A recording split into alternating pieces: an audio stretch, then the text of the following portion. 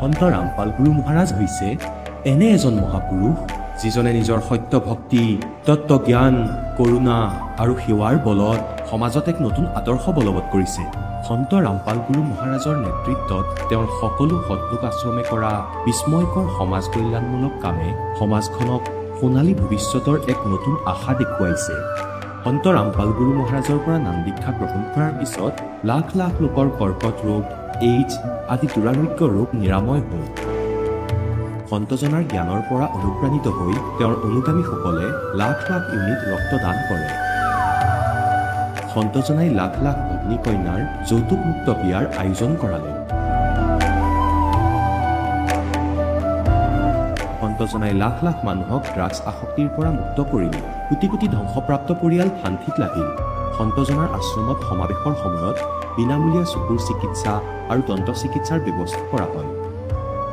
সন্ত ৰামপাল গুৰু মহাৰাজৰ দ্বাৰা পৰিৱেশ সুৰক্ষাৰ উদ্দেশ্যে সময়ে সময়ে বৃহৎ পৰিসৰত বৃক্ষৰোপণ কৰা হয়। সন্তজনাই আৰ্তজনক তাৎক্ষণিক সকাহ দিবলৈ এম্বুলেন্স সেৱা আৰম্ভ কৰিছিল। সন্তজনাই তেওঁৰ অনুগামীসকলক তেওঁলোকৰ শৰীৰ দান কৰিবলৈ অনুপ্ৰাণিত কৰে, যাতে মানৱতাৰ সেৱা আৰু চিকিৎসা ক্ষেত্ৰত উন্নতি কৰিব পৰা যায়। সন্ত ৰামপাল গুৰু মহাৰাজৰ সকলো আশ্ৰমত প্ৰতিদিনে বিনামূলীয়া ধৰ্মভোজৰ আয়োজন কৰা হয়, য'ত প্ৰতিবাৰেই প্ৰতিটো জাতি, প্ৰতিটো ধৰ্মৰ মানুহে একেলগে বহি ভোজন কৰে।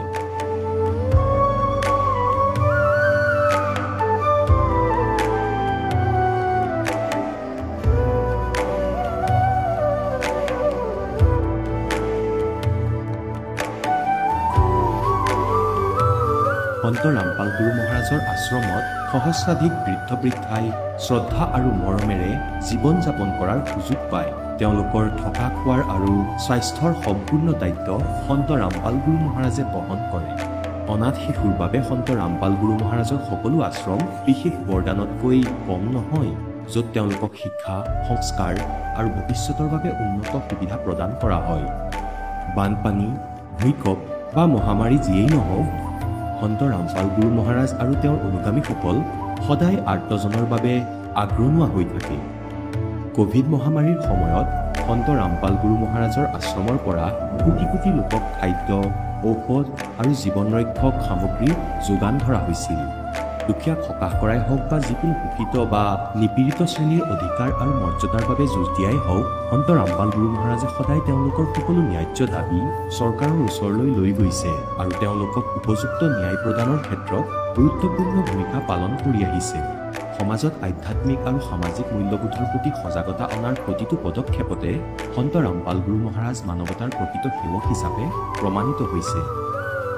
সন্ত ৰামপাল গুৰু মহাৰাজৰ জীৱনে আমাক শিকাইছে যে প্ৰকৃত সেৱা সেইটোহে যিটো নিস্বাৰ্থভাৱে কৰা হয়। আহক আমিও এই মহান সন্তজনৰ এই মহান সেৱাৰ কামত যোগ দিওঁ আৰু সন্ত ৰামপাল গুৰু মহাৰাজৰ পৰা নাম দীক্ষা লৈ আমাৰ জীৱন ধন্য কৰি তোলোঁ।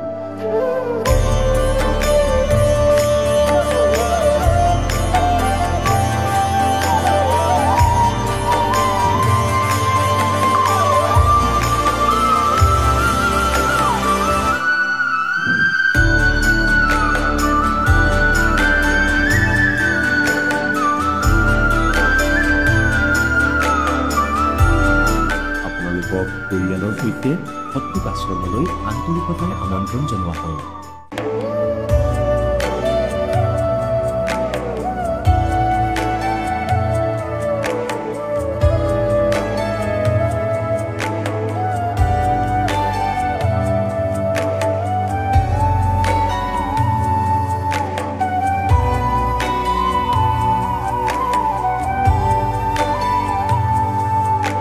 প্ৰভু ৰাম, দেৱ, ভগৱান, আল্লাহ, খুদা, যীশু আদি নামবোৰ একে শক্তিৰ। তেওঁ কেনেকুৱা, ক'ত আছে, কেনেকৈ পাব, কোনে দেখিছে, এই প্ৰশ্নচিহ্নটো সম্পূৰ্ণৰূপে আঁতৰাবলৈ অৱশ্যেই শুনিব জগতগুৰু তত্ত্বদৰ্শী সন্ত ৰামপাল গুৰু মহাৰাজৰ অমৃত বচন, সকলো পবিত্ৰ ধৰ্মৰ পবিত্ৰ শাস্ত্ৰৰ আধাৰত। নমস্কাৰ। নমস্কাৰ। আপোনাৰ শুভ নামটো জনাওকচোন। সুনীতি সিংহ ৰয়। আপুনি কোন ঠাইৰ পৰা আহিছে? গৌৰীপুৰ জিলা, ধুবুৰী, অসম। সন্ত ৰামপাল গুৰু মহাৰাজৰ পৰা আপুনি নাম দীক্ষা কেতিয়া লৈছিল? সন্ত ৰামপালজী মহাৰাজৰ পৰা নাম দীক্ষা মই 2 ছেপ্টেম্বৰ 2019 লৈছিলোঁ হোজাইত। তেখেতৰ পৰা নাম দীক্ষা লোৱাৰ আগতে আপুনি পৰিয়ালৰ যিবিলাক পৰম্পৰাগত সাধনা সেই সাধনা কেনেধৰণে কৰিছিল আপুনি? সন্ত ৰামপালজী মহাৰাজৰ চৰণত নাম দীক্ষা লোৱাৰ আগতে মই যিবিলাক আমাৰ পূৰ্বপুৰুষৰ পৰা চলি আহিছে হিন্দু সমাজত প্ৰচলিত শিৱ মনসা কৃষ্ণ এইবিলাকৰে কৰি আছিলোঁ পূজা। আপুনি যিহেতু আপোনাৰ পৰিয়ালৰ লোকে যি ধৰণে সাধনা কৰে পৰম্পৰাগত যিবিলাক সাধনা সেই সাধনাবিলাক আপুনি কৰি আছিলে, ইয়াৰ পিছতো আপুনি সন্ত ৰামপাল গুৰু মহাৰাজৰ শৰণলৈ কিয় আহিব লগা হ'ল? সেইবিলাক কৰি মই একো কি পোৱা নাছিলোঁ, লাভ পোৱা নাছিলোঁ। সংসাৰখনত বিৰাট বেমেজালি হৈ আছিলে, বহুত কিবা কিবি হৈ আছিলে। আকৌ মোৰ ওপৰত মানে ঘৰখনতে কি চলি আছিল, এই তান্ত্ৰিকৰ কিবা যাদু কলা এইবিলাক কি কয় সেইবিলাক চলি আছিল, পূৰা গম পাইছিলোঁ মই, কিন্তু একো কৰিব পৰা নাছিলোঁ। তাৰপিছত সেই যি ডাঙৰ ছোৱালী জোৱাইয়ে লৈছিল আগতে, তাৰমানে ধুবুৰীৰে হয় জোৱাই, থাকে লুধিয়ানাত। তেওঁ বিয়াৰ সময়ত মোক এটা কিতাপ দিছিলে জ্ঞান গংগা সন্ত ৰামপালজী মহাৰাজৰ। সেইটো আধা পঢ়িছিলোঁ, কিন্তু তেনেকৈ পঢ়া নাছিলোঁ, মই পেলাই থৈছিলোঁ। আৰু এইবিলাকে আমাৰ সমাজত যি প্ৰচলিত আছিল সেইবিলাকৰে পূজা পাতল কৰি দিন কটাইছিলোঁ। তাৰপিছত কিবা অসুবিধা হোৱাত তেখেতসকলক মই ফোন কৰিলোঁ যে এনেকা হৈ আছে, মোৰ কিবা কিবি অসুবিধা, বিৰাট বেমেজালিৰ মাজত চলি আছোঁ। তাৰপিছত যি জয়ে ক'লে যে মা কিতাপখন দিছিলোঁ আৰু এটা ফোন নম্বৰ দিছিলে হোজাইত, তুমি যিমান সোনকালে পাৰ তাতে হোজাইত গুচি যা আৰু কি।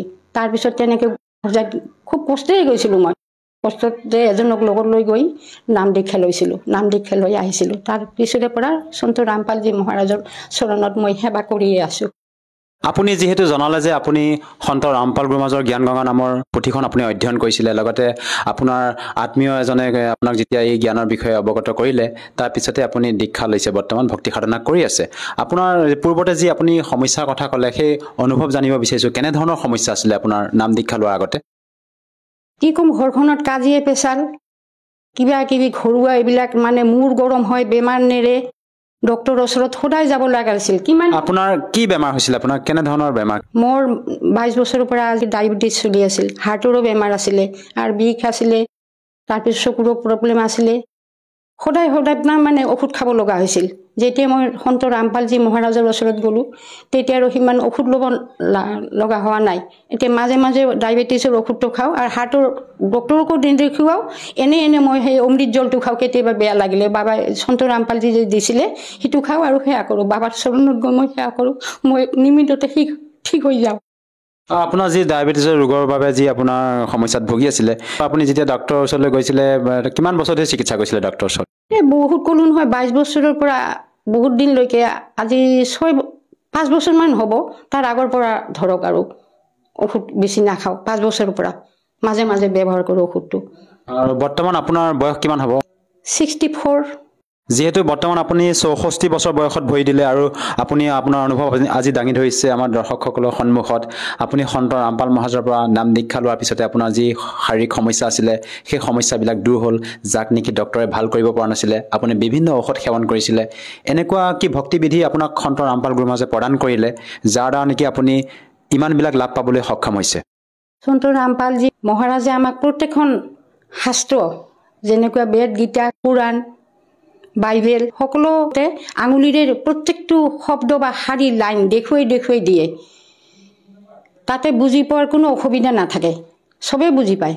সেই শাস্ত্ৰ অনুসৰি মৰ্যাদাৰে সেৱা ভক্তি কৰিলে চবেই লাভ কৰিব পাৰিব। মই সন্ত ৰামপালজী মহাৰাজৰ চৰণত অৰ্দাস কৰিছিলোঁ যে হে গুৰুদেৱ, তোমাৰ বাহিৰে আৰু মোৰ কোনো নাই।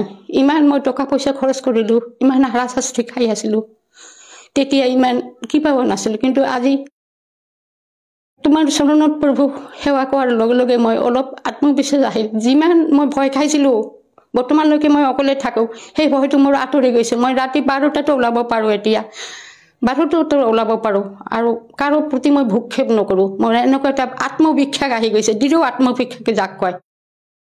আৰু আপুনি সন্ত ৰামপাল গুৰু মহাৰাজৰ পৰা নাম দীক্ষা লৈ যি আপুনি সাধনা কৰি আছে, এই সাধনাৰ দ্বাৰা আপুনি বৰ্তমান সুখীনে? হয়, 100% সুখী। মই যিমান দিন জীয়াই থাকিম সিমান দিনলৈকে মই সন্ত ৰামপালজীৰ চৰণতে সেৱা কৰি যাব বিচাৰোঁ। ইয়াৰ উপৰিও আপুনি যিবিলাক আপুনি লাভৰ কথা আপুনি দাঙি ধৰিলে আমাৰ দৰ্শকসকলক জনালে, ইয়াৰ উপৰিও আপুনি পাৰিবাৰিকভাৱে অন্য আৰু কিবা লাভ পাইছেনে? পাইছোঁ, অলপ অলপ পায়ে আছোঁ, সৰু সুৰা পায়ে আছোঁ। চাকৰি কৰাটো মোৰ নাইয়ে, মই ফেমিলি পেঞ্চনাৰ। আপোনাৰ মানুহজনে কি কৰিছিল? মেডিকেলত কাম কৰিছিলে, জইণ্ট ডিৰেক্টৰ অফিচত একাউণ্টেণ্ট আছিলে। আপোনাৰ পৰা আৰু এটা কথা জানিব বিচাৰিছোঁ যে বৰ্তমান সময়ত আমাৰ ভাৰতবৰ্ষত লাখৰ তুলনাত আধ্যাত্মিক গুৰু আছে। তেনে ক্ষেত্ৰত আমি এজন প্ৰকৃত সৎগুৰুক কেনেকৈ নিৰ্ণয় কৰিম? হয়, যিবিলাক গুৰু আছে সেই গুৰুসকলে কেতিয়াও আমাক এনেকৈ ধৰ্মপুথি খুলি আঙুলি দিয়া নাছিল কোনো কথাই, শাস্ত্ৰসন্মতভাৱে আমি বুজিয়ে নাপাইছিলোঁ। তেখেতসকলে যেনেকৈ কৈছিল আমি তেনেকৈ শুনিছিলোঁ আৰু সেই হিচাপে আমি পূজা পাতল কৰিছোঁ। যেনে ধৰক নাম কীৰ্তন হ'লে পাঠকে বা ভকতে পঢ়িছিল, আমি অকল বহিয়ে শুনি আছিলোঁ। পূজা কিবা শেষ হৈছে, নামঘৰৰ পৰা আহিছোঁ, প্ৰসাদ খাইছোঁ, ঘৰলৈ আহিছোঁ, একো বুজি পোৱা নাছিলোঁ। কিন্তু সন্ত ৰামপালজী মহাৰাজে তেনেকৈ নকৰে, প্ৰত্যেকটো শাস্ত্ৰ অনুসাৰী আঙুলিয়ে দিয়ে আৰু সহজ সৰল ভাষাত বুজাই দিয়ে, চবেই বুজি পায়। সেইকাৰণে কৈছোঁ যে চবেই মৰ্যাদাৰে ভক্তি কৰিলে সকলোৱে লাভৱান হ'ব পাৰিব। সঁচাকৈ আচৰিত কথা, আপুনি এজন সন্তৰ পৰা নাম দীক্ষা লৈ আপুনি এই 64 বছৰ বয়সত বৰ্তমান সুখী জীৱন অতিবাহিত কৰিছে। আপোনাৰ যিবিলাক সমস্যা আছিলে শাৰীৰিক, সেই সকলো সমস্যাবিলাক দূৰ হ'ল। যিসকল দৰ্শকে আজি আপোনাক আমাৰ এই টিভি স্ক্ৰীণত আপোনাক চাই আছে, তেওঁলোকক আপুনি কি বাৰ্তা দিব বিচাৰে যাতে তেওঁলোকেও আপোনাৰ দৰে লাভ পাব পাৰে? মইতো বাৰ্তা দিব নোৱাৰোঁ, চবকে জগতৰ ভকতসকলক, ভাই ভনীসকলক মই প্ৰাৰ্থনাহে কৰিব পাৰোঁ যে চবেই সন্ত ৰামপালজী মহাৰাজৰ জ্ঞান গংগা পুথিখন পঢ়ক, জ্ঞান লাভ কৰক। তত্ত্বজ্ঞান লাভ কৰাৰ পিছত ওচৰত নামদান আছে যে প্ৰত্যেকখন জিলাই জিলাই নামদান কেন্দ্ৰ হৈছে, সুবিধা কৰি দিছে। সৎসংগবিলাক আহে, সেই সৎসংগৰ পিছত এটা তলত হালধীয়া শাৰী আহে, তাতে কিছুমান নাম্বাৰ থাকে, সেই নাম্বাৰত কণ্টেক্ট কৰি ওচৰৰ নামদান কেন্দ্ৰৰ লগত কণ্টেক্ট কৰি নাম দীক্ষা ল'ব পাৰিব আৰু আত্মকল্যাণ কৰিব পাৰিব নিজৰ। আৰু নাম দীক্ষা লোৱাৰ বাবে তাত কিবা টকা পইচা লোৱা হয় নেকি? নাই, একো নাই, চব নিষ্কলংকভাৱে হৈ যায়, একো টকা পইচা লোৱা নাই আৰু নলয়ও। ধন্যবাদ থাকিল। এতিয়া জগতগুৰু তত্ত্বদৰ্শী সন্ত ৰামপাল গুৰু মহাৰাজৰ সৎসংগৰ মাধ্যমেৰে সেই অদ্বিতীয় আধ্যাত্মিক জ্ঞানৰ বিষয়ে জানি লওঁ, যাৰ মাধ্যমেৰে আপোনালোকেও প্ৰাপ্ত কৰিব পাৰিব এনেকুৱা আধ্যাত্মিক, মানসিক আৰু ভৌতিক সুখ যি এতিয়ালৈকে কেৱল আপোনালোকে মীৰাবাই, ধ্ৰুৱ, প্ৰহ্লাদ আদি কেইজনমান ভক্তৰ জীৱন কথাতহে শুনিছে। এতিয়া শুনক তত্ত্বদৰ্শী সন্তৰ সৈতে শাস্ত্ৰ অনুকূল ভক্তি সৎসংগ, এনেকুৱা অদ্বিতীয় আধ্যাত্মিক জ্ঞান যাৰ প্ৰমাণ আছে সকলো ধৰ্মৰ সকলো পবিত্ৰ শাস্ত্ৰত। গীতাৰ জ্ঞানদাতাই শ্ৰীকৃষ্ণত প্ৰৱেশ কৰি কৈ আছে, এই ব্ৰহ্মই তেওঁ স্বয়ং কয় যে তোমাৰ আৰু মোৰ বহু জনম হৈ গৈছে, তুমি নাজানা, মই কিন্তু জানো। মোৰ জন্ম আৰু কৰ্ম দিব্য হয়। এতিয়া আপোনালোকক কোৱা হৈছে যে যেতিয়া এখন ব্ৰহ্মাণ্ডৰ বিনাশ হয় আৰু ৭০,০০০ বাৰ এই ত্ৰিলোকীয় শিৱৰ বিনাশ হয়, তেতিয়া এটা কাল এটা ব্ৰহ্মাণ্ডৰ বিনাশ হ'ব ধৰে আৰু এই ব্ৰহ্মৰো মৃত্যু হয়, দুৰ্গাৰো মৃত্যু হয় আৰু তেওঁলোক বেলেগ এখন ব্ৰহ্মাণ্ডত গুচি যায়। তেওঁলোকৰ ২১খন ব্ৰহ্মাণ্ড আছে, গতিকে তাত যোৱাৰ লগে লগে তেওঁলোকৰ নিজে নিজেই যুৱ শৰীৰ হৈ যায় দুয়োজনৰ। গতিকে এওঁ কি কৈছে যে মোৰ জন্ম আৰু মৃত্যুটো আছেই, কিন্তু মোৰ জন্ম আৰু কৰ্ম দিব্য। এতিয়া জন্মটো এনেকুৱা দিব্য হৈ গ'ল যে নিজে নিজে তেওঁলোকৰ ডেকা শৰীৰ হৈ যায় পৰমাত্মা কবিৰ দেৱৰ কৃপাৰে। আৰু কৰ্ম কেনেকৈ দিব্য হয়, এয়া গীতাৰ অধ্যায় নম্বৰ ৭ শ্লোক নম্বৰ ২৪ আৰু ২৫ত ক'লে যে মই কাৰো সন্মুখলৈ নাহোঁ, শ্ৰীকৃষ্ণৰ মাধ্যমেৰে কৈছে সেইকালে। আৰু এই মূৰ্খ মানুহে, জনসমুদায়ে মোক কৃষ্ণ বুলি মানি আছে, মানুহৰ দৰে ভাবি আছে হয়তো মনুষ্য সদৃশ যে মই ইয়াতে থিয় হৈ আছো, মানি আছে মোক কৃষ্ণৰ ওপৰত, ঠিক মোক মানি আছে, কিন্তু মই কৃষ্ণ নহওঁ। কাৰণ তেওঁ নিজৰ কাম কেনেকৈ কৰে, তেওঁৰ কৰ্ম কেনেকৈ কৰিব পাৰে, যেনেকৈ শ্ৰীকৃষ্ণত প্ৰৱেশ কৰি মহাভাৰত ৰচনা কৰিলে, য'ত শ্ৰীকৃষ্ণই মানা কৰি আছিলে, প্ৰথমে ২-৩বাৰ গৈছিলে শান্তিদূতৰ ৰূপত আৰু যুদ্ধৰ পক্ষত নাছিলে। শেষত শ্ৰীকৃষ্ণই এইটোও কৈছিলে যে মই যুদ্ধ নকৰো, অস্ত্ৰ নুঠাওঁ। আকৌ সেই শ্ৰীকৃষ্ণই বাৰে বাৰে কৈ আছিলে পাছত যে উঠা অৰ্জুন, তুমি যুদ্ধ কৰা তোমাৰ পাপ নালাগে, তুমিতো নিমিত্তহে মাত্ৰ, তোমাৰ দুইখন হাততে ৰাড্ডু আছে। যুদ্ধত মৃত্যু হলে স্বৰ্গলৈ যাবা আৰু বিজয় হলে পৃথিৱীৰ ৰাজ্য ভোগ কৰিব পাৰিবা। শ্ৰীকৃষ্ণ কোৱা নাছিলে সেই সময়ত এই কথা কালে কৈ আছিলে, ক'লে মোৰ কৰ্ম আৰু জন্ম দিব্য হয়। যেনেকৈ বিষ্ণু পুৰাণত এই কালক মহাবিষ্ণু বুলিও কোৱা হয়। দুটা উদাহৰণ তেওঁৰ বহুত ভাল আছিলে। এবাৰ ৰাক্ষস আৰু দেৱতাসকলৰ যুদ্ধ হৈ গ'ল, দেৱতাসকল পৰাজিত হ'ল, তেওঁলোকে আকৌ বহি সাধনা কৰিছিলে, বিষ্ণুৰ ৰূপত প্ৰকট হৈ গ'ল, কাৰণ সি বিষ্ণুৰ উপাসক আছিলে।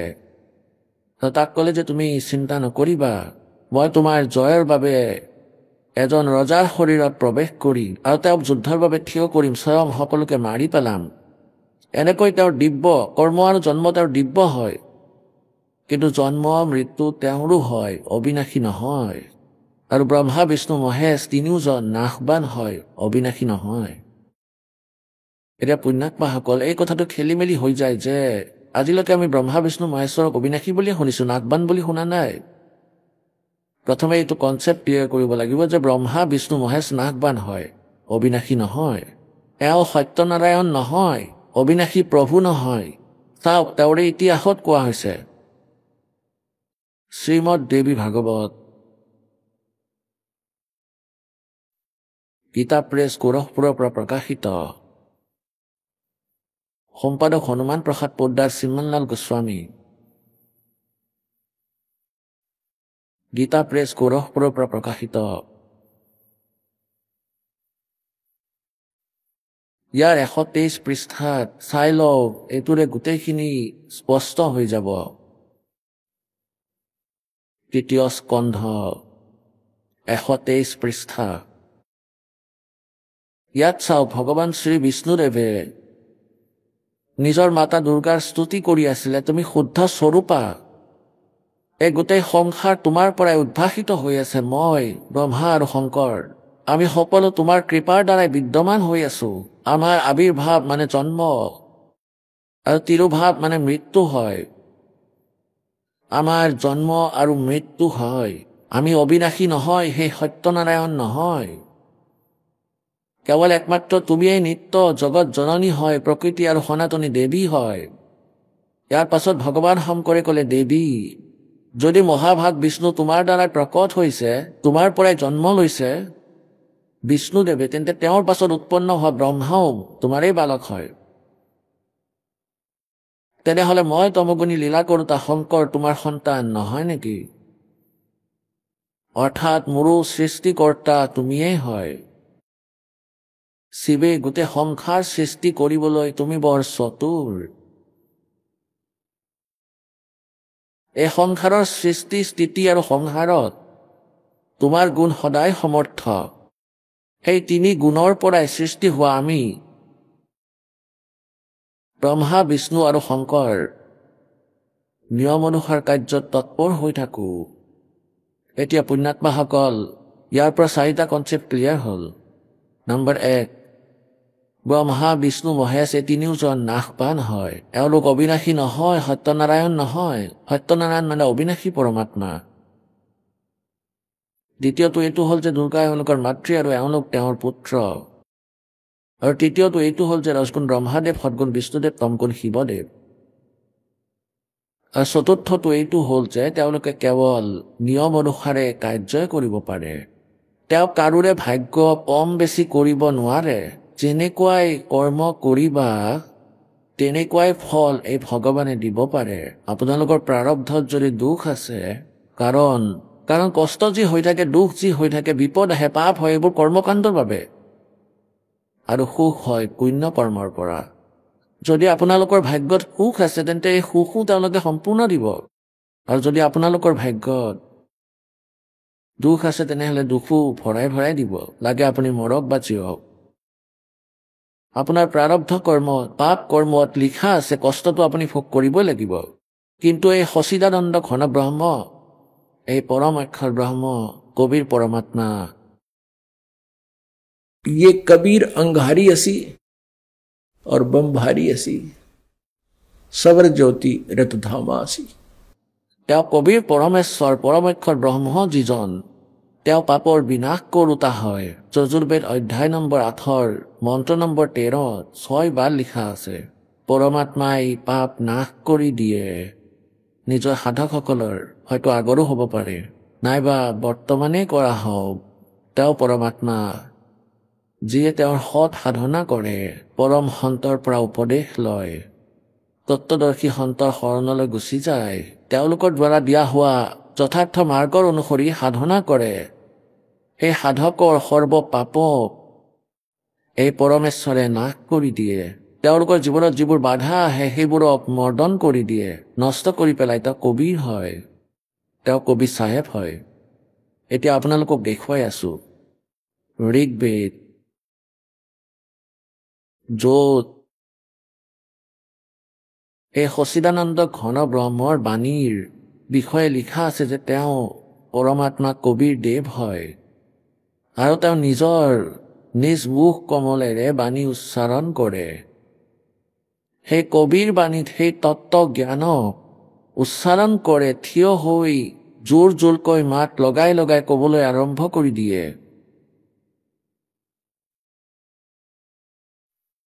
আৰু তেওঁ এজন সন্ত ঋষি ৰূপত প্ৰকট হয়,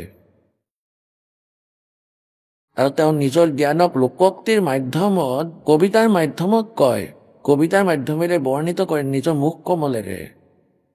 সেই নিজৰ সচিদানন্দ ঘন ব্ৰহ্মৰ বাণীত, কবিৰ বাণীত, যি কাৰণতে তেওঁ প্ৰসিদ্ধ কবিসকলৰ মাজত কবি পদবীও প্ৰাপ্ত কৰিছে।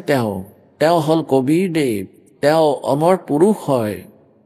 এতিয়া পুণ্যাত্মাসকল, আমি যেতিয়া পঢ়িছিলো, শিক্ষা গ্ৰহণ কৰিছিলো, 2-3টা কবিৰ পদ্য পোৱা গৈছিলে।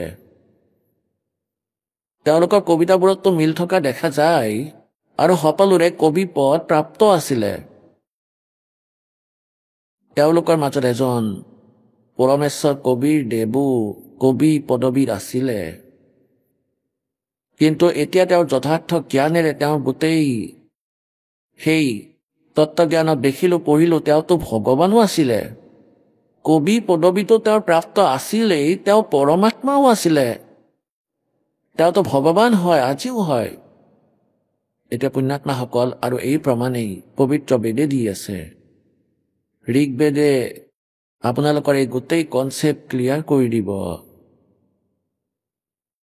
কোন হয় সেই অবিনাশী পৰমাত্মা, তেওঁৰ নাম কি, তেওঁ কেনেধৰণৰ লীলা কৰিছিলে। যেনেকৈ আজিৰ পৰা 600 বৰ্ষ আগতেই সেই পৰমেশ্বৰে সতলোকৰ পৰা আহিছিলে সশৰীৰে, আদৰণীয় ধৰ্মদাস দেৱক পালে, যিয়ে তেওঁৰ দ্বাৰা কোৱা সেই সচিদানন্দ ঘন ব্ৰহ্মৰ বাণী, কবিৰ বাণীক লিপিবদ্ধ কৰিলে, যিটো আমাৰ লগত আজি উপলব্ধ আছে। কবিৰ সাগৰ, কবিৰ সাখী, কবিৰ বীজক, কবিৰ দোহাবলীৰ ৰূপত, কবিতাৰ ৰূপত উপলব্ধ আছে। আদৰণীয় নানক চাহেবদেৱে পালে সেই সত্য পুৰুষ, অবিনাশী পৰমাত্মাক। সত্য পুৰুষ মানে অবিনাশী, পুৰুষ মানে প্ৰভু, সত্য মানে অবিনাশী সত্যনাৰায়ণ।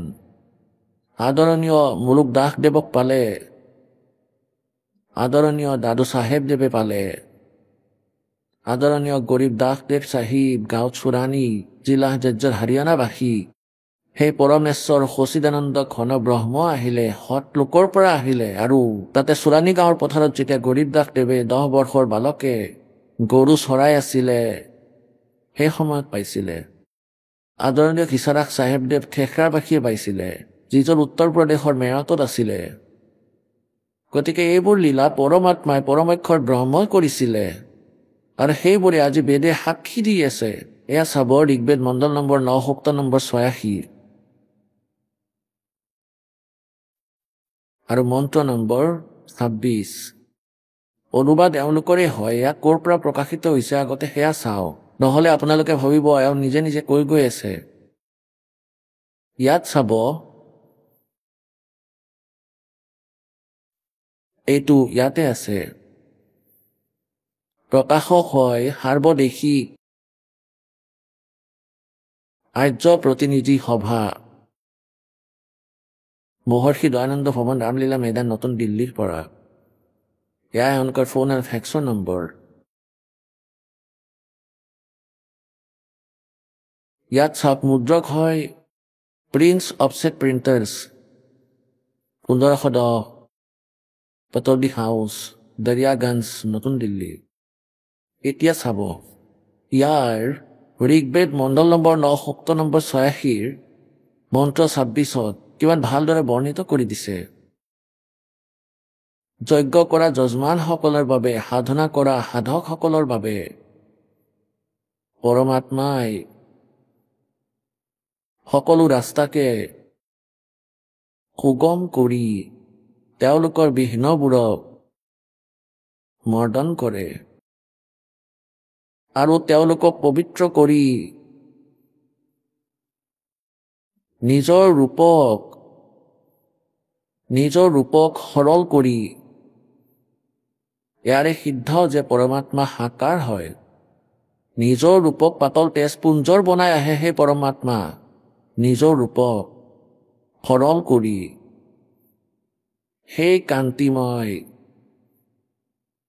পৰমাত্মা এয়া এওঁলোকে কবিৰৰ অৰ্থ এয়া কবিৰ এওক কবিৰ কওক বা কবি কওক যেনেকৈ পূৰ্ণজন্ম হ'লে তেওঁক পুনঃ বুলি কওক বা পূৰ্ণজন্ম বুলি কওক গতিকে কবিৰ দেৱ তেওঁ কবি হয় এওঁলোকে ইয়াৰ অৰ্থ সৰ্বজ্ঞ কৰি দিছে অন্যথা কৰিব নালাগিছিলে কাৰণ কবি সৰ্বজ্ঞ কেতিয়াও নহয় কবিটো কবিয়ে হয় কিন্তু ইয়াতে লিখিব লাগিছিলে কবিৰ দেৱ হয় আৰু বিদ্যুতৰ সমান ক্ৰিয়া কৰি বৰণীয় পুৰুষক ভাল আত্মাসকলক শ্ৰেষ্ঠ পুৰুষক প্ৰাপ্ত হয় এতিয়া এই কনচেপ্ট ক্লিয়াৰ কৰিম এই কবিৰ অৰ্থ কবি সৰ্বজ্ঞ নহয় কবিৰ দেৱ লিখিব লাগিছিল ইয়াতে এতিয়া যেনেকৈ যজুৰ্বেদ আছে পুণ্যাত্মাসকল এইখন সেই সদগ্ৰন্থ হয় সেই পবিত্ৰ বেদ হয় যাক আমি বহু দিনৰ পৰা সৰ্বধাৰ্য বুলি মানিছে কাৰণ তাতে যি লিখা আছে সেয়াই সঠিক এতিয়া তাতে যে লিখা আছিলে সেয়া আমি পঢ়িব পৰা নাই বুজিব পৰা নাই গতিকে আজি আমি সেয়াই পঢ়ি আছো বুজিবলৈ চেষ্টা কৰি আছো আজি আমি নিজ চকুৰেই চাই সত্য গ্ৰহণ কৰিম ইয়াৰ বিপৰীত যদি কোনোবাই পৰমাত্মাৰ মহিমাৰ বিষয়ে কিবা কৈছে সেয়া ব্যৰ্থ হয় যিয়ে ভগৱানক নিৰাকাৰ বুলি কয় কোনোৱে কয় যে তেওঁ একদেশীয় নহয় কোনো এক ঠাইতে নাথাকে গতিকে সেই কথাবোৰ যি আমাক শুনাই আছিলে সেইবোৰ ব্যৰ্থ মিছা আছিলে লোকবেদ আছিলে তেওঁলোকৰ পৰমাত্মাৰ সাক্ষাৎকাৰ হোৱা নাছিল যিটো কাৰণত তেওঁলোকে মিছা ব্যাখ্যা কৰি ৰাখিছে আজি সেই বেদে আমাক কৈ আছে যে সেই পৰমাত্মা সাকাৰ হয় নিজৰ ৰূপক পাতল কৰি ইয়ালৈ আহে যেনেকৈ আজি প্ৰসংগ চলি আছে যে কবিৰ অৰ্থ তেওঁলোকে সৰ্বজ্ঞ কৰি দিছে ইয়াত লিখিব লাগিছিল যে কবিৰ দেৱ হয় আমি তেওঁক কবি চাহেব ক'বলৈ আৰম্ভ কৰিলো কবি চাহেব বুলি ক'লো এতিয়া যজুৰ্বেদ অধ্যায় নম্বৰ 5 মন্ত্ৰ নম্বৰ 1 বিষয়ে আপোনালোকে শুনিছে যে তাত দুবাৰকৈ লিখা আছে যে পৰমাত্মা সশৰীৰ হয় আগ্নেয় তনুৰাশি হে পৰমাত্মা আপোনাৰ তেজময় শৰীৰ তেওঁ সতলোকত স্থিৰ এটা স্থানত থাকে সেই ভগৱান আৰু সেই পৰমাত্মাই অন্য ৰূপ ধাৰণ কৰি ইয়াত সকলোৰে ধাৰণ পোষণ কৰিবলৈ অৰ্থাৎ আমাক সৎমাৰ্গ দেখুৱাবলৈ আমি ভক্তিহীন হৈ আমি ইয়াত দুখ পাওঁ আমি দুখীয়া হৈ যাওঁ দৰিদ্ৰ হৈ যাওঁ আমি ৰোগগ্ৰস্ত হৈ যাওঁ সেই পৰমাত্মা আহে আমাক সৎ ভক্তিৰ কথা কয় সেই সত্য ভক্তি কৰাৰ বাবে প্ৰাণী ৰোগ মুক্তও হৈ যায় আমাৰ ঘৰত ধনৰ প্ৰাচুৰ্য হ'বলৈ আৰম্ভ হয় গতিকে তেওঁ আমাৰ ধাৰণ পোষণ এনেকৈ কৰে সেই তত্ত্ব জ্ঞানেৰে আমাক সঠিক ৰাস্তা প্ৰদান কৰি আমাক ধাৰণ পোষণ কৰে আমাক সহায় কৰে विष्णुवे तवा सोमस्य तनुरसि গীতাৰ অধ্যায় নম্বৰ 15 শ্লোক নম্বৰ 16 আৰু 17 তিনি পুৰুষ বুলি কৈছে দুজনটো নাশবান ক্ষৰ পুৰুষ আৰু অক্ষৰ পুৰুষ और उत्तम पुरुषा तु अन्य परमात्मा इति उदाहरते হে পুৰুষোত্তমটো কোনো আন হয় যাক ভগৱান বুলি কোৱা হয় और ये लोक तरम अविश्य विवर्ती अवैश्वर যিয়ে তিনি লোকত প্ৰৱেশ কৰি সকলোৰে ধাৰণ পোষণ কৰে তেওঁ অবিনাশী পৰমাত্মা হয় তিনি লোকৰ ধাৰণ পোষণ কৰাৰ বাবে যজুৰ্বেদ অধ্যায় নম্বৰ 5 শ্লোক নম্বৰ মন্ত্ৰ নম্বৰ 1 শ্লোক কওক বা মন্ত্ৰই কওক 1 দুবাৰ লিখা আছে আগ্নেয় তনুৰসি अग्ने तनुरसि विष्णुवे तवा सोमस्य तनुरसि সকলোৰে ধাৰণ পোষণ কৰিবলৈ তেওঁৰ অমৰ পুৰুষৰ শৰীৰ আছে এই পৰমাত্মাই নিজৰ ৰূপক পাতল কৰি এতিয়া আপোনালোকে পঢ়িছে ঋগ্বেদ মণ্ডল নম্বৰ 9 সূক্ত নম্বৰ 86 মন্ত্ৰ নম্বৰ 26 আপোনালোকে পঢ়িছে 26 আপোনালোকে স্বয়ং পঢ়িছে যে সেই পৰমাত্মা নিজৰ ৰূপক সৰল কৰি সৰল তেজপুঞ্জৰ ৰূপ ধৰি পৰমাত্মা ইয়ালৈ আহে নহলে আমি তেওঁৰ ফালে চাব নোৱাৰিলো হয় ইমান উজ্জ্বলতা তেওঁৰ আৰু এয়াই বেদেও কৈছে নিজ চকুৰে দেখা সন্তই কৈছে তেতিয়া আমি সত্যনাৰায়ণক চিনাক্ত কৰি আমি ভিন্ন ভিন্ন প্ৰকাৰৰ ভ্ৰমিত কৰা বচনৰ দ্বাৰা আমাৰ বুদ্ধি ভ্ৰমিত নহব তেতিয়া আমি ভক্ত হ'ম তেতিয়া আমাৰ সাধনা সুপথে চলিব তাত কোনো বাধা বিপত্তি নাহিব সেয়েহে দাসে ইমান প্ৰয়াস কৰি আছে যাতে আপোনালোকক এই জ্ঞানেৰে ওতঃপ্ৰোতঃ কৰোঁ পৰমাত্মাক পোৱা কঠিন নহয় মাৰ্গ পাই যাম ভক্তি পাই যাম মৰ্যাদাৰ বিষয়ে জানিব পাৰিম স্মৰণ কৰিব লাগে চলাফুৰা কৰোঁতে উঠা বহা কৰোঁতে যাৰ যেনেকুৱা কৰ্ম সেই কৰ্তব্য কৰ্ম কৰি কৰি এয়াও এক প্ৰকাৰৰ কৰ্তব্য কৰ্ম যিয়ে শাস্ত্ৰ অনুকূল সাধনা কৰিব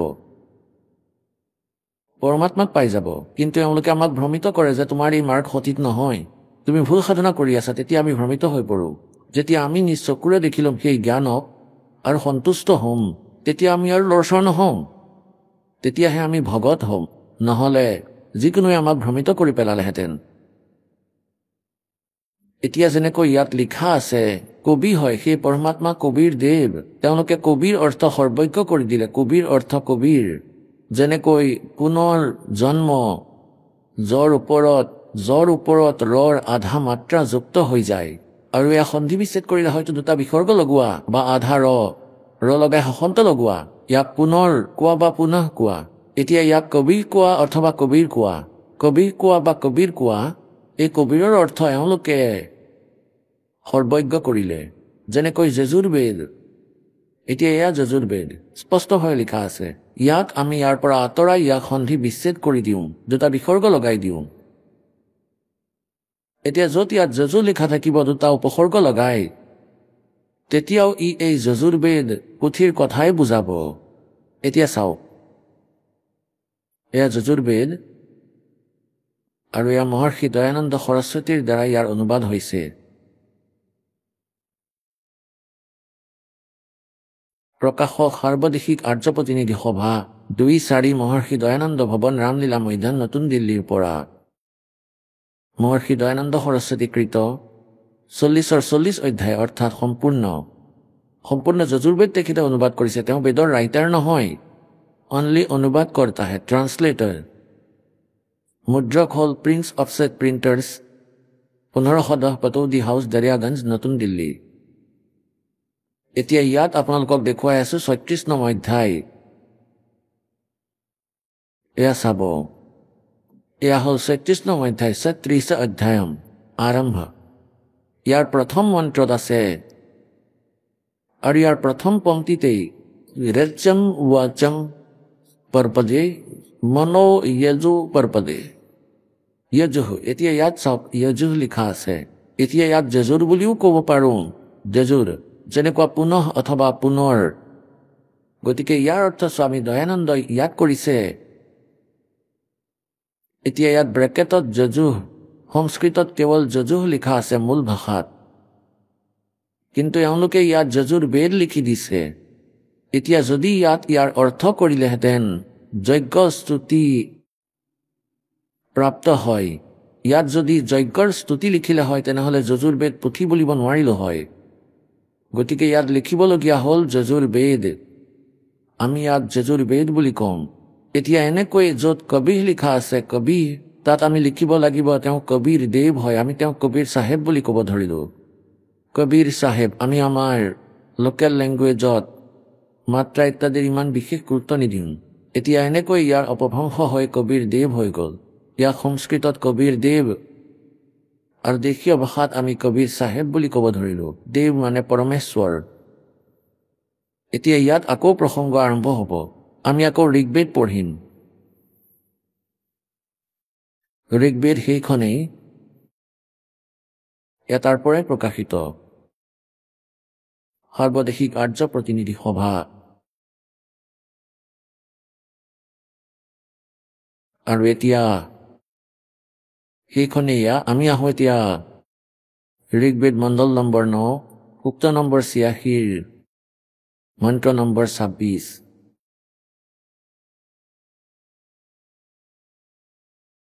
পদাৰ্থ যজ্ঞকৰ্তা যজমানসকলৰ বাবে, যজ্ঞ মানে ধাৰ্মিক অনুষ্ঠান, সাধনা কৰোতা সাধকসকলৰ বাবে, যজমান মানে সাধক, তেওঁলোকৰ বাবে পৰমাত্মাই সকলো পথ সুগম কৰি তেওঁলোকৰ বিঘিনিৰ মৰ্দন কৰে আৰু তেওঁলোকক পবিত্ৰ কৰি আৰু নিজৰ ৰূপ সৰল কৰি, অৰ্থাৎ পৰমাত্মা সাকাৰ, সেয়েহে তেওঁৰ ৰূপৰ কথা উল্লেখ কৰা হৈছে।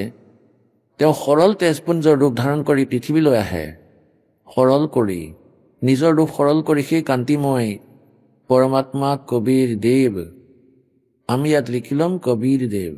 তেওঁলোকৰ সংস্কৃত ব্যাকৰণ আমি বেয়া নকৰোঁ, আমি কবীৰ দেৱ লিখি ল'ম।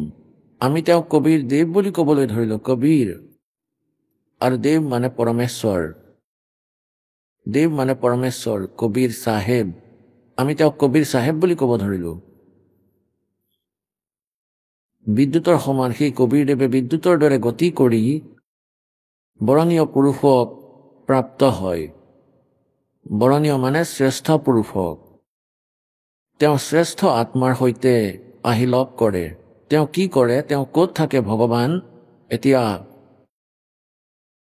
27 নং মন্ত্ৰত, ঋগ্বেদ মণ্ডল নম্বৰ 9 সূক্ত নম্বৰ 86 27 নম্বৰ মন্ত্ৰ, যিজন পৰমাত্মা সেই কবীৰ দেৱ দেওলোকৰ পৰা, সেই তেজুময় লোকৰ পৰা সতলোকৰ তৃতীয় পৃষ্ঠত বিৰাজমান হৈ আছে, তেওঁ তাতেই থাকে। এতিয়া পুণ্যাত্মাসকল, এয়া স্পষ্ট হৈ গ'ল যে ঋগ্বেদ মণ্ডল নম্বৰ 9 সূক্ত নম্বৰ 86 মন্ত্ৰ নম্বৰ 26-27 এই দুইটা কনচেপ্ট ক্লিয়াৰ হৈ গ'ল যে সেই পৰমাত্মা কবীৰ দেৱ হয় আৰু তেওঁ সাকাৰ, আৰু তেওঁ বিদ্যুতৰ দৰে গতি কৰি তাৰ পৰা ইয়ালৈ আহে। ক'ৰ পৰা? তেওঁ দেওলোকৰ তৃতীয় পৃষ্ঠত বিৰাজমান হৈ আছে। ইয়াৰ সমৰ্থনত তেওঁ তৃতীয় লোকত থাকে, তেওঁ একদিশীয় হয়, এক স্থানত বাস কৰে। এতিয়া ইয়াৰ আৰু সমৰ্থনত আপোনালোকক দেখুৱাই আছোঁ, আজি য'ত আপোনালোকক আজিৰ সৎসংগৰ আধাৰত আনিব বিচাৰিছোঁ, ঋগ্বেদ মণ্ডল নম্বৰ 9 আৰু সূক্ত নম্বৰ 96 মন্ত্ৰ নম্বৰ 16, 17, 18, 19 আৰু 20 একেবাৰে কনচেপ্ট ক্লিয়াৰ কৰি দিয়ে। ইয়াত কি সোধা হৈছে? মন্ত্ৰ নম্বৰ 16 ঋগ্বেদ মণ্ডল নম্বৰ 9 সূক্ত নম্বৰ 96 অৰ্থাৎ 96 মন্ত্ৰ 16 সোধা হৈছে যে হে পৰমাত্মা, আপুনি আপোনাৰ সেই যথাৰ্থ উত্তম নামৰ, শ্ৰেষ্ঠ নামৰ বিষয়ে জ্ঞান দিয়ক। আপোনাৰ বাস্তৱিক নাম কি হয়? এতিয়া চাওক, পঢ়ক ঋগ্বেদ মণ্ডল নম্বৰ 9 সূক্ত নম্বৰ 96, ঋগ্বেদ মণ্ডল নম্বৰ 9 আৰু সূক্ত নম্বৰ 96, ইয়াৰ 16 নং মন্ত্ৰ, গুহম চাৰু নাম। ইয়াত ইয়াৰ অৰ্থ দিয়া আছে, হে পৰমাত্মান, গুহং মানে সৰ্বোপৰি ৰহস্যযুক্ত গুপ্ত, গুহং মানে গুপ্ত, শ্ৰেষ্ঠ নাম, নাম মানে নাম, আপোনাৰ যি শ্ৰেষ্ঠ নাম। এয়া তেওঁলোকৰ সংজ্ঞা ইয়াৰ অৰ্থ ভুল কৰি দিছে।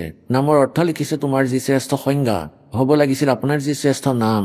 আপুনি ইয়াৰ জ্ঞান দিয়ক, সেই নামৰ বিষয়ে জ্ঞান দিয়ক।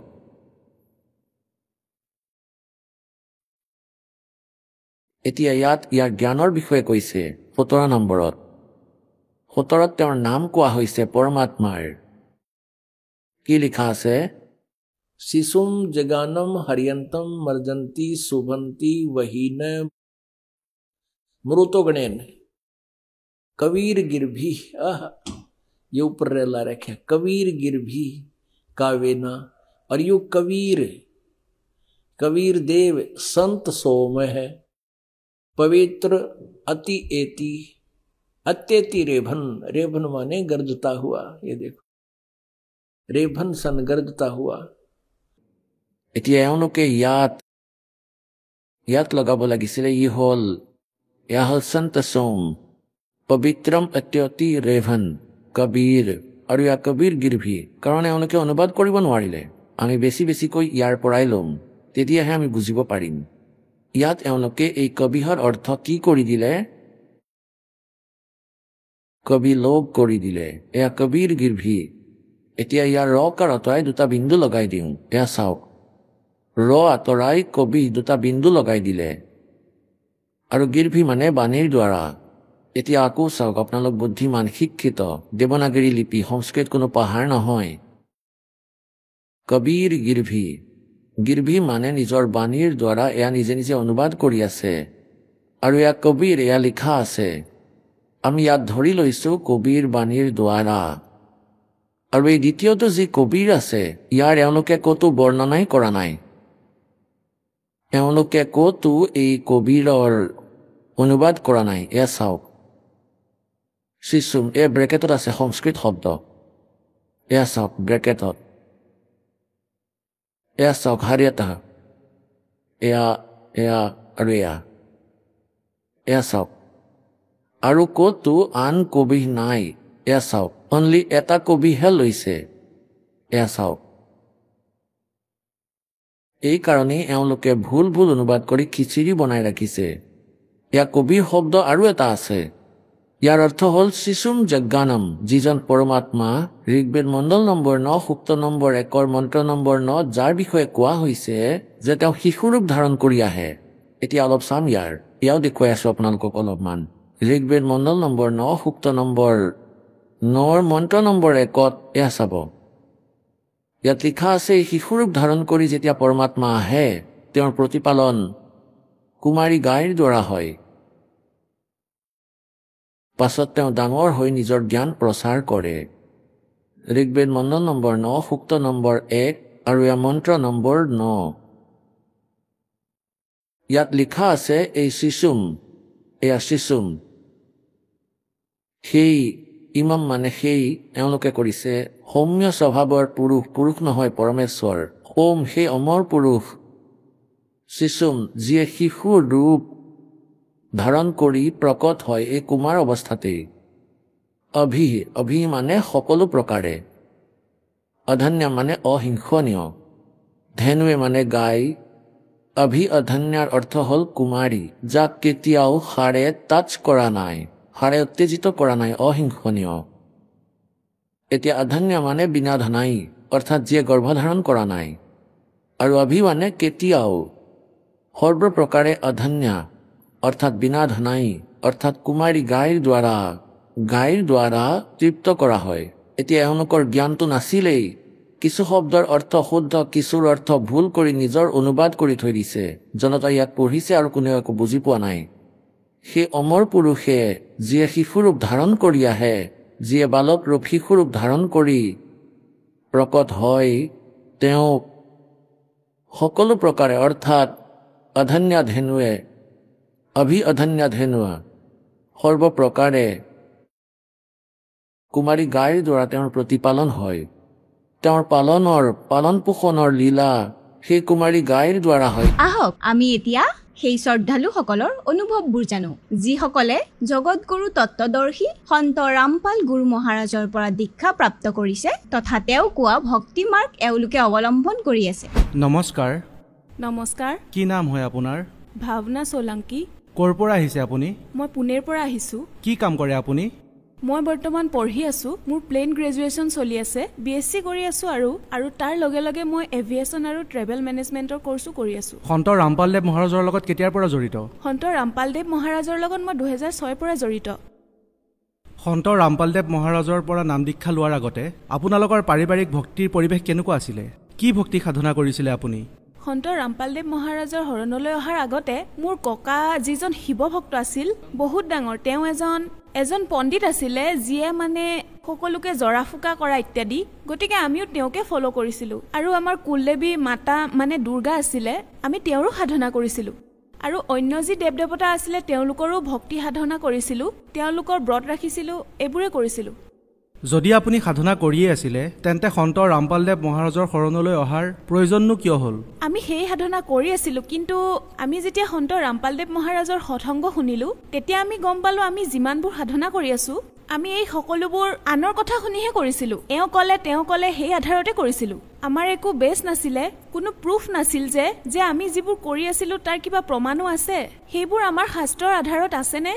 যেতিয়া আমি এই সকলোবোৰ সন্ত ৰামপালদেৱ মহাৰাজৰ সৎসংগ শুনি গম পালো, যেতিয়া তেওঁ সকলো শাস্ত্ৰ খুলি ক'লে যে আমি এইটো মানিছিলো যে আমাৰ যিমান ধৰ্ম আছে তাৰ একৰ্ডিং সকলোৱে বেলেগ বেলেগ, যেনে মুছলমানসকলে আল্লাহ বুলি কয়, হিন্দু লোকসকলে তেওঁলোকৰ যিমান দেৱী দেৱতা আছে তেওঁলোকৰ নাম লয়। গতিকে যিমান ধৰ্ম আছে সিমান ভগৱান বহি আছে, ঠিক আছে। গতিকে সদায় এটা কনফিউজন আছিল যে একজেক্টলি সেই এজন কোন হয় যিজনে আমাক সকলোকে সৃষ্টি কৰিছে। গতিকে সেইটো এটা সন্ধান আছিল সদায়, কিন্তু তাৰ উত্তৰ আমি পোৱা নাছিলো। তাৰ কোনো প্ৰমাণ নাছিলে যে তেওঁ আচলতে হয় কোন, যদি আছেও প্ৰমাণ কি। গতিকে সেই যি প্ৰুফ সন্ত ৰামপালদেৱ মহাৰাজৰ সৎসংগৰ পৰা পালো। তেওঁৰ সৎসংগ যেতিয়া আমি শুনিলো তাৰ ভিতৰত তেওঁ যি শাস্ত্ৰ অনুসৰি তেওঁ শাস্ত্ৰ খুলি আমাক দেখুৱালে, লাগিলে সেয়া কোৰাণে হওক অথবা বাইবেলে হওক, লাগিলে গুৰু গ্ৰন্থ চাহেব হওক, গীতা অথবা বেদ হওক, তেওঁ আমাক সকলো গ্ৰন্থ খুলি দেখুৱাই কৈছে। তেতিয়া আমাৰ বিশ্বাস হ'ল যে হয়, যে এই ভক্তিয়ে আমাক সঠিক দিশ দেখুৱাব আৰু ইয়াকে আমি বাছি ল'ব লাগে। ভাৱনা আপোনাৰ সঁচাকৈ লাগেনে যে আজিলৈকে কোনো সন্তই সেই কথা কোৱা নাই যি সন্ত ৰামপালদেৱ মহাৰাজে কৈছে? ছাৰ, আপুনিয়ে কওকচোন যে সন্ত ৰামপালদেৱ মহাৰাজৰ বাদে আন কোনোবাই এই ভক্তিৰ কথা কৈছে? কোনোবাই? কাৰণ আজি যদি আমি সমাজত চাওঁ, যিমানবোৰ সন্ত আছে সকলোৱে নিজৰ নিজৰ লিটাৰেচাৰ বনাই থৈছে। তেওঁলোকে নিজৰ নিজৰ ভিডিঅ' কিতাপ আদি প্ৰিণ্ট আউট কৰি অলৰেডি সেনেকুৱা কোনো বস্তুটো লুকাই থকা নাই, সকলোবোৰ আমি নেটত এভেইলেবল পাওঁ, ঠিক আছে। আৰু আপুনি মিডিয়াৰ মানুহ, গতিকে আপোনাৰ কামেই হ'ল সন্ধান কৰা। গতিকে আপুনিয়ে আমাক কৈ দিয়ক কোনজন এনেকুৱা সন্ত আছে যিজনে নিজৰ শাস্ত্ৰ খুলি এই কথা কৈছে যে পৰমাত্মা সাকাৰ হয়, অথবা এনেকুৱা কোনো সন্ত আছে যিয়ে নিজৰ শাস্ত্ৰৰ পৰা এজন ভগৱান বুলি কৈছে। যিমান সন্ত আছে সকলোৱে নিজৰ নিজৰ এজন ইষ্ট দেৱতালৈ বহি গৈছে, কিন্তু সন্ত ৰামপালদেৱ মহাৰাজ এনেকুৱা এজন সন্ত হয় যিজনে এজনেই পৰমাত্মা, যিজন কুল মালিক, সকলোৰে মালিক, যিজনে এই সৃষ্টি ৰচনা কৰিছে, তেওঁৰ বিষয়ে উইথ ফেক্ট আৰু অথেণ্টিক প্ৰুফ কৈছে। ভাৱনা, আপোনাৰ ইতিমধ্যে বহু সময় হৈ গৈছে সন্ত ৰামপালদেৱ মহাৰাজৰ পৰা নাম লোৱা। আমি আপোনাৰ পৰা জানিব বিচাৰিম যে সন্ত ৰামপালদেৱ মহাৰাজৰ পৰা নাম লোৱাৰ পিছত আপোনাৰ কি লাভ হ'ল? হয়, সন্ত ৰামপালদেৱ মহাৰাজৰ লগত জড়িত হোৱাৰ পিছত সকলোতকৈ প্ৰথমে এটা আৰ্থিক লাভ, সকলোতকৈ প্ৰথমতেতো মোৰ আধ্যাত্মিক লাভ হ'ল যে এক সৎভক্তি পাই গলো, আমি সঠিক ৱে অফ ৱৰ্শ্বিপ পাই গলো, যি আমাৰ শাস্ত্ৰৰ আধাৰত আছে। এটা প্ৰুফৰ সৈতে পালো যে হয় এইজনেই ভগৱান আৰু এওঁৰ ভক্তি কৰিলেই আমি মুক্তি লাভ কৰিম। গতিকে প্ৰথমে আমি আধ্যাত্মিক লাভ পালো যে আমি এটা মুক্তিৰ মাৰ্গ পালো। দ্বিতীয় কথাটো হ'ল যে যেনেকৈ আৰ্থিক লাভ, আগতে আমাৰ কণ্ডিশ্যন আৰ্থিক পৰিস্থিতি বহুত বেয়া আছিলে, যে মানে ঘৰত মানে এপোৱা গাখীৰ অনাটো আমাৰ কাৰণে সম্ভৱপৰ নাছিলে ইমান, আৰু আমাৰ দেউতাই যিমান বিজনেছ কৰিছিলে সকলোবোৰ দিনে দিনে লছলৈ গৈ আছিল, এটা ছাকচেছ হোৱা নাছিল। গতিকে যেতিয়া আমি সন্ত ৰামপালদেৱ মহাৰাজৰ শৰণলৈ আহিলো, এটাতো আমি আৰ্থিক আৰু আধ্যাত্মিক লাভ পালো, আৰু দ্বিতীয়তে শাৰীৰিক লাভ, যিটো মই ইয়াত আপোনাৰ লগত শ্বেয়াৰ কৰিব বিচাৰিম। যে সৰুতে এবাৰ মই ইয়াৰ পৰা পুনেত থাকো, প্ৰপাৰ ৰাজস্থানৰহে হয়। যেতিয়া আমি ঘৰলৈ গলো, নানীৰ ঘৰলৈ, তেতিয়া মোষ্টলি ভূত প্ৰেত যিবোৰ আমি কওঁ সেইবোৰ প্ৰায় গাঁৱত থাকেই, ঠিক আছে। তালৈ গলো, আৰু যিহেতু কথা কোৱাৰ মোৰ বহুত অভ্যাস, গতিকে সেইকাৰণে তাত কেইগৰাকীমান লেডিজ বহি আছিলে তাত। তেতিয়া মই তেওঁলোকৰ আগত এনেকুৱা কিছুমান কথা কৈ দিলো যি কাৰণে তেওঁলোকে মোক কেটচ কৰিলে। গতিকে সেয়া মোৰ লগত সৰুৰ পৰাই হৈ আছিলে। যেনেকৈ মোৰ ৰাতি যেতিয়া মই শুই থাকো তেতিয়া সেইটোৱে আহি মোৰ মাক অশান্তি কৰিছিলে যে মোক গাখীৰ খুৱাওক, নহলে মই আপোনাৰ ছোৱালীক মাৰি পেলাম, এনেকুৱা কথা। মায়ে বহুত কিবা কিবি ফেচ কৰিছিলে। গতিকে মোৰ বাহিৰে মোৰ মা দেউতাকো বহুত অশান্তি কৰিছিলে। সেই সকলোবোৰ আত্মা যিবোৰ আছিল, তেতিয়া মোক মা দেউতাই যেনেকুৱা পণ্ডিত থাকে তেওঁলোকৰ ওচৰলৈ লৈ গ'ল, কিয়নো তেতিয়া আমি সন্ত ৰামপালদেৱৰ ওচৰত শৰণ লোৱা নাছিলো। গতিকে তাত যোৱাৰ পিছত তেওঁ এনেকুৱা জৰা ফুকা কৰিলে আৰু মোক এডাল সূতা বান্ধি দিলে, যাৰ বাবে মই কিছু সময়ৰ বাবে আৰাম পালো। কিন্তু মোৰ জীৱনলৈ এনেকুৱা এটা মুহূৰ্ত আহিলে যেতিয়া মই 9ত আছিলো। তেতিয়া এটা সময় এনেকুৱা আহিল যে সেই বস্তুটোৱে মোক বহুত বেছি আমনি দিবলৈ ধৰিলে, প্ৰেতটোৱে মোক বহুত আমনি কৰিবলৈ ধৰিছিলে। ৰাতি যেতিয়া 12 বাজিছিল সদায় আমাৰ ডোৰ বেলটো বাজিছিলে, আৰু যেতিয়া দুৱাৰ খুলি চাইছিল তেতিয়া কোনো নাথাকিছিল। তেনেকুৱা বহুত বস্তুৱে মই দেখিছো। তাৰ পিছতো যেতিয়া মই ঘৰত বহি থাকো তেতিয়া মই এনেকুৱা মেকুৰীৰ ছায়া গৈ থকা দেখা পাইছিলোঁ। যেতিয়া মই কথাটো মা দেউতাক কৈছিলোঁ তেতিয়া তেওঁলোকে কৈছিল নাই ইয়াত একো নাই। লগৰ বান্ধৱীবোৰক কওঁতে সিহঁতে কৈছিল নাই একো দেখা নাই আমি। লগতে এই সকলোবোৰ বস্তু আৰু ৰাতিও মই যদি হলত শুই থাকোঁ তেতিয়া তাৰে খিৰিকীবোৰ খুলিবলৈ চেষ্টা কৰে, আৰু যদি মই বেডৰুমত শুই থাকোঁ তেতিয়া তাৰে খিৰিকী খুলিবলৈ চেষ্টা কৰে। মই সকলো কৰি চালোঁ, আনকি পাকঘৰতো শুই চালোঁ, তেতিয়া তাতো খিৰিকীখন খুলিবলৈ চেষ্টা কৰে। গতিকে ইমানবোৰ বস্তু হোৱাৰ পিছত মই মেণ্টেলি বহুত ডিষ্টাৰ্ব হৈ গৈছিলোঁ, যিটো কাৰণে মানে মোৰ হাই ফিভাৰ হৈ গৈছিলে। মানে এফালে সেই সময়টো এনেকুৱা আছিল যে মোৰ বহুত বেছি জ্বৰ উঠি গৈছিলে, আনকি সেইকাৰণে ইনজেকশ্যনো দিব পৰা নাছিলে। এদিন মই মানে আমাৰ ঘৰত এনে তুলি পাৰি থোৱা আছিলে আৰু মই তাত শুই পৰিলোঁ। তেতিয়া আমাৰ মেইন ডোৰ যি আছিল হলৰ সেইখন খোলা আছিল আৰু বাহিৰত মোৰ বন্ধু বান্ধৱীবোৰে খেলি আছিলে, আৰু সেই সময়তে এটা ক'লা মেকুৰী আছিলে। সেই সময়ত মই মানে সাৰে আছিলোঁ আৰু মোৰ মা কিবা কামত বাহিৰলৈ গৈছিল। যেতিয়া মই শুই আছিলোঁ আৰু মোৰ ভাইটি আৰু ভণ্টিয়ে ওচৰৰ বেডৰুমত কম্পিউটাৰত কিবা কাম কৰি আছিল আৰু মই শুই আছিলোঁ, মোৰ বহুত হাই ফিভাৰ হৈ গৈছিলে। তেতিয়া সেই মেকুৰীটোৱে ইমানখিনি গেপ আছিলে, ইমানখিনি দুৱাৰ খোলা আছিলে, না বেছি খোলা আছিলে না কম খোলা আছিলে, তাই একদম ভিতৰলৈ আহি গৈছিলে। মই চকুৰে দেখি আছিলোঁ, কিন্তু মোৰ শৰীৰটো এনেকুৱা হৈ গৈছিলে যে মই একো ৰিয়েক্ট কৰিব পৰা নাছিলোঁ, আৰু ওপৰত গুৰুদেৱৰ মন্দিৰ আছিলে। তেতিয়া সেইটোৱে লাহে লাহে আহি ছাডেনলি আহি মোৰ ইয়াত বুকুৰ ওপৰত এনেদৰে বহি লৈছিলে, আৰু সেইটোৱে আহি মোৰ ডিঙিত নখেৰে আঁচুৰি দিছিলে। মানে ইন শ্বৰ্টলি মানে সেই সময়ত মই হাৰে আছিলোঁ, ইচ্ছা কৰিলে কিবা এটা কৰিব পাৰিলোঁ হয়, কিন্তু মোৰ শৰীৰটো এনেদৰে পেৰেলাইজ হৈ গৈছিলে, মানে এক টাইপৰ স্থিৰ হৈ গৈছিলে যে মই ভাৱনা আপোনাৰ লগত যে এইবোৰ হৈ আছিলে, যি ধৰণে আপুনি কৈ আছে যে ভূত প্ৰেতৰ এনেকুৱা এটা সমস্যা আছিলে আপোনাৰ, বিচাৰিও আপুনি এটা সাধাৰণ জীৱন যাপন কৰিব পৰা নাছিল। গতিকে যি এইবোৰ সমস্যা আছে সেয়া কেনেকৈ ঠিক হ'ল? হয়, সেই সময়ত সন্ত ৰামপালদেৱ মহাৰাজৰ শৰণত আমি আছিলোঁ। সেই সময়ত যেতিয়া এই সকলোবোৰ হ'ল, যেতিয়া ঘৰলৈ মোৰ মা দেউতা আহিলে, তেতিয়া এই সকলোবোৰ ইনচিডেণ্ট শ্বেয়াৰ কৰিলে। মায়ে দেউতাক ক'লে যে আজি এনেকুৱা হ'ল। মায়ে তেওঁক সকলোবোৰ ক'লে যে মই যদি সঠিক সময়ত নাহিলো হয় নাজানো কি হৈ গ'ল হয়। তেতিয়া মোৰ দেউতাই সিদ্ধান্ত ল'লে যে আমি গুৰুদেৱক প্ৰাৰ্থনা জনাম। গতিকে আমি যেতিয়াই সন্ত ৰামপালদেৱ মহাৰাজক ফোন কৰিলোঁ, তেতিয়া সন্ত ৰামপালদেৱ মহাৰাজে ইমানখিনিয়ে ক'লে যে পুত্ৰী সকলোবোৰ ঠিক হৈ যাব, পৰমাত্মাৰ ভক্তি কৰা, আৰু আজি তুমি যদি ভূতক ভয় কৰা তেন্তে হতলোকলৈ কেনেকৈ যাবা। সেই দিনাৰ পৰাই নাজানো মানে মই য'ত মোৰ মগজুৱে কাম কৰা একেবাৰে বন্ধ কৰি দিছিলে, আজিৰ দিনলৈকে মই মেকুৰী দেখিলেই মই এনেদৰে কঁপিবলৈ ধৰোঁ, ইমান ভয় সোমাই গৈছিল। কিন্তু আজিৰ দিনলৈকে পুনৰাই কেতিয়াও এনেকুৱা ঘটনা হোৱা নাই, না এনেকুৱা বস্তু কিবা মই আকৌ দেখিছোঁ। চাওক, বৰ্তমান যুগটো এনেকুৱা যে বাবাসকলক এনেকুৱা দৃষ্টিৰে চোৱা হয় যে সকলোৱে একেধৰণৰ। যদি এটা শাৰীত থিয় কৰাই চাওঁ, সকলোৰে প্ৰতি এটাই ধাৰণা মনলৈ আহে যে সকলোবোৰ মিছলি আৰু ভণ্ড হয়। গতিকে এনেকুৱা এটা সময়ত আপুনি সন্ত ৰামপালদেৱ মহাৰাজক নিজৰ গুৰু, তেওঁৰ স্থিতি কেনেকুৱা বুলি ভাবে আৰু তেওঁৰ বিষয়ে কি ভাবে? এনেকুৱা এটা যুগত য'ত নেকি আমি যদি তুলনা কৰিবলৈ যাওঁ, চাওক কি হয়, কম্পেৰিজন কৰক, ঠিকেই, এটা প্ৰুফৰ সৈতে কম্পেৰিজন কৰা, এটা ফেক্টৰ সৈতে কম্পেৰিজন কৰা। কাৰণ আজিকালি আমি এনেকুৱা কথাহে বিশ্বাস কৰোঁ। যদিহে কোনো বাবা যেনে সন্ত ৰামপালদেৱ মহাৰাজ, যিবোৰ মানুহে তেওঁৰ বিষয়ে যি ভাবি আছে যে তেওঁ জেলত আছে আৰু তেওঁক যিয়ে কেটেগৰীত থিয় নকৰক কিয়, কিন্তু কেৱল এটাই ৰিকুৱেষ্ট আছে, তেওঁক যিয়ে কেটেগৰীত থিয় নকৰক কিয় এবাৰ মাত্ৰ তেওঁৰ এপিছ'ডছবোৰ চাওক, তেওঁৰ ভিডিঅ'জবোৰ চাওক, তেওঁ যি হঠংগ কৰে সেয়া চাওক, তাৰ পিছত ডিচাইড কৰক যে তেওঁ কোনটো কেটেগৰীত থিয় হ'ব লাগে। কিয়নো তেওঁৰ হঠংগবোৰ চালে আপুনি দেখিব যে তেওঁ মনৰ মতে কৰা আচৰণবোৰৰ কথা একো নেদেখুৱায়, তেওঁ মনে সজা কথা একো নকয়, তেওঁ সকলোবোৰ কথা এখন কিতাপ, আমাৰ শাস্ত্ৰবোৰ খুলি তেওঁ লাইন বাই লাইন আমাৰ সন্মুখত পঢ়ে, ফেক্টৰ সৈতে প্ৰুফৰ সৈতে আপোনাক ডেছক্ৰাইব কৰে। আৰু বাকী যিবোৰ সন্ত আছে তেওঁলোকৰ হঠংগ এপিছ'ডছবোৰ চাওক, তেওঁলোকৰ তাত নচা গোৱা বজোৱা এইবোৰ বস্তু থাকে। গতিকে আমাৰ ভক্ত সমাজ নাইবা যি সমাজ আছে আমাৰ, ইমানখিনি বুদ্ধিয়ক, আমাক পৰমাত্মাই ইমানখিনিতো বুদ্ধি দিছে যে আমি ডিচাইড কৰিব পাৰোঁ কোনটো শুদ্ধ আৰু কোনটো ভুল। ভনী, এনেকুৱাও শুনিবলৈ পাইছোঁ যে সন্ত ৰামপালদেৱ মহাৰাজে বিশ্বৰ সকলো ধৰ্মগুৰুকে এখন মঞ্চলৈ আহিবলৈ নিমন্ত্ৰণো জনাইছে। তেখেতে বহুত সন্তৰ লগত জ্ঞান চৰ্চাও কৰিছে সংবাদ মাধ্যমেৰে। গতিকে তাৰ ৰিজাল্ট কি ওলাল? আপোনাৰ মতে সেই জ্ঞান চৰ্চা কিমান সাৰ্থক হ'ল আৰু তাৰ পৰিণাম কি ওলাল? সন্ত ৰামপালদেৱ মহাৰাজে যেতিয়া সকলো বিশ্বৰ যিমানবোৰ ধৰ্মগুৰু আছে, কেৱল ইণ্ডিয়াৰে কথা কোৱা নাই, মই গোটেই বিশ্বৰ যিমানবোৰ ধৰ্মগুৰু আছিলে সকলোকে আমন্ত্ৰিত কৰিছিলে, ঠিক আছে।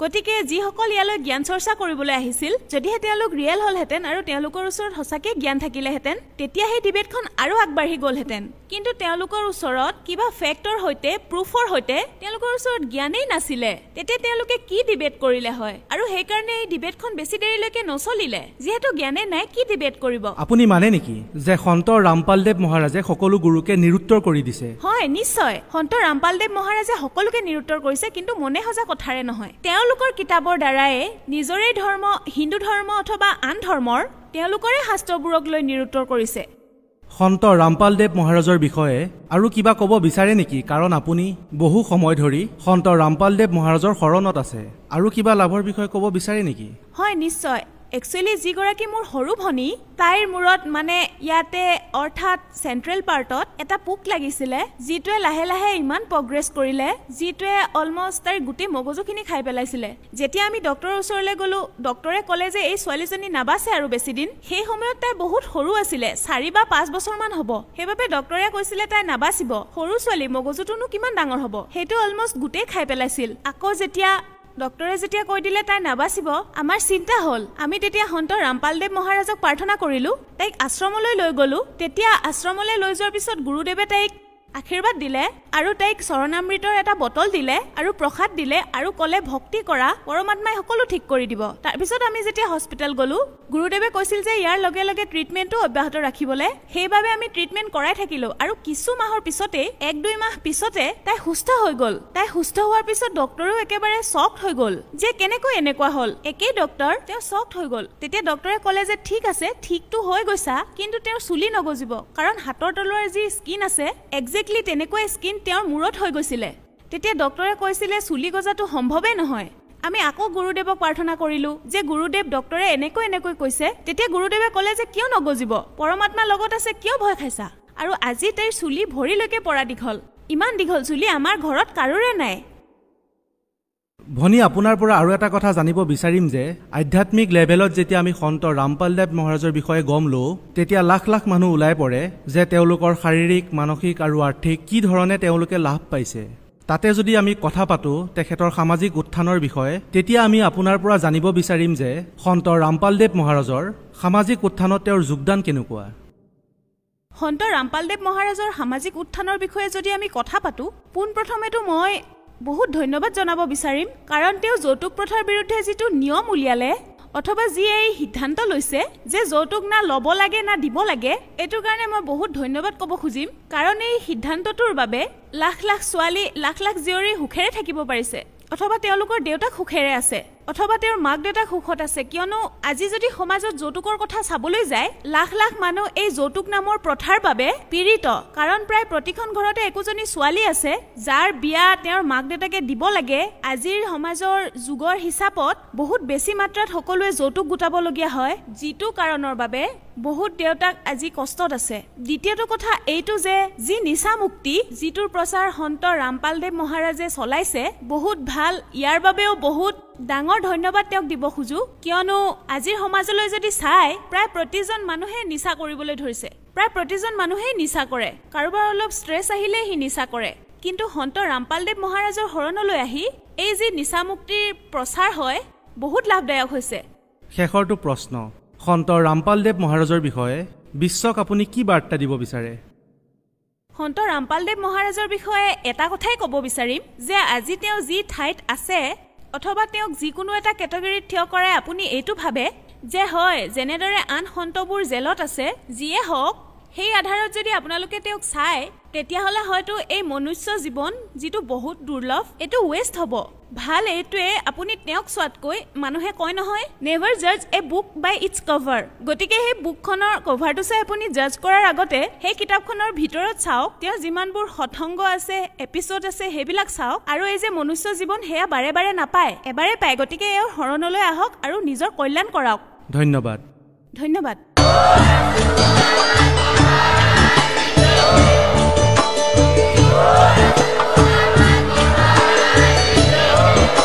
আপুনি শুনি আছিলে জগতগুৰু তত্ত্বদৰ্শী সন্ত ৰামপাল গুৰু মহাৰাজৰ মংগল প্ৰবচন অধিক জানিবৰ বাবে ভিজিট কৰক www.jagatgururampalji.org সন্ত ৰামপাল গুৰু মহাৰাজৰ শুভ আশীৰ্বাদত সমগ্ৰ বিশ্বতে 500তকৈ অধিক নাম দীক্ষা কেন্দ্ৰ আছে, য'ত সন্ত ৰামপাল গুৰু মহাৰাজৰ দ্বাৰা বিনামূলীয়াকৈ নাম দীক্ষা দি থকা হৈছে। আপোনাৰ ওচৰৰ নাম দীক্ষা কেন্দ্ৰৰ ঠিকনা জানিবলৈ সম্পৰ্ক কৰক 7082208528।